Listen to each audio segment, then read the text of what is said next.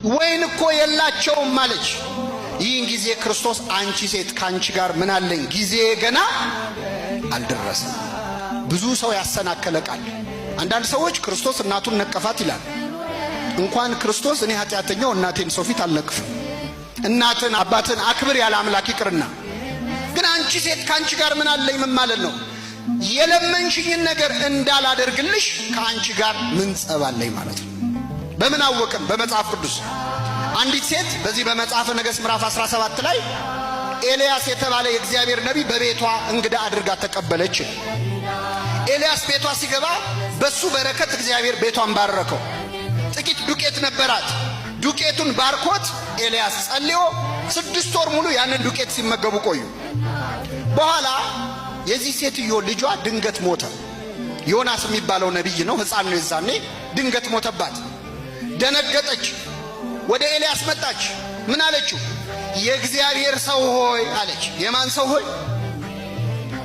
ኃጢአቴን ለእግዚአብሔር ነግረህ ልጄን ልትገድል ነው ወይ ወደ ቤቴ የመጣኸው? ከአንተ ጋር ምን አለኝ አለችው ይላል። ካንተ ጋር ምን አለኝ ማለት ምን ጸብ አለኝ ካንተ ጋር ማለት? ከኔ ጋር ምን አለ አይደለም፣ እሱ ጸብ ነው። ከኔ ጋር ምን አለ አይደለም፣ ካንተ ጋር ምን አለኝ? ኃጢአቴን ነግረህ ልጄን ገደልክብኝ አለች።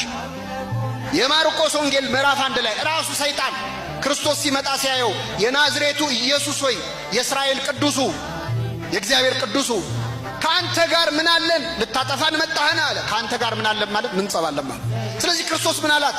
ካንቺ ጋር ምን አለኝ? የለመንሹን እንዳላደርግ ምን ጠብ አለኝ? ነገር ግን ይህን የማደርግበት ጊዜ ገና አልደረሰም አላት።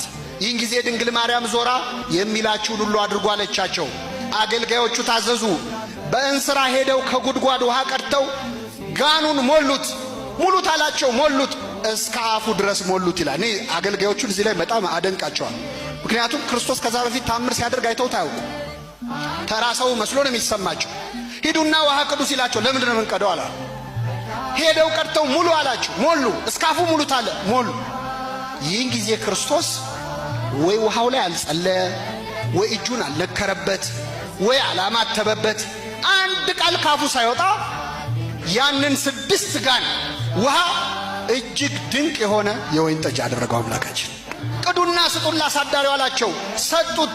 በቀመሰ ጊዜ አሳዳሪው አደነቀ ይላል። ምን አይነት የወይን ጠጅ ነው ብሎ አደነቀ። ይሄ ምን አይነት መሆኑን የምታውቁት? አሁን ብዙ ጊዜኛ መጠጥ የምናደንቀው ጠጥተን አናታችን ላይ ሲወጣ ነው፣ እቺ ነገር ኃይለኛ ነች የምንለው። እሱ ግን ምን ባለ ጊዜ አደነቀ? በቀመሰ ጊዜ። ይሄ ማለት የክርስቶስን ስራውን ስትቀምሰው እስከ ዛሬ የጠጣኸው ነገር ያስጠላል።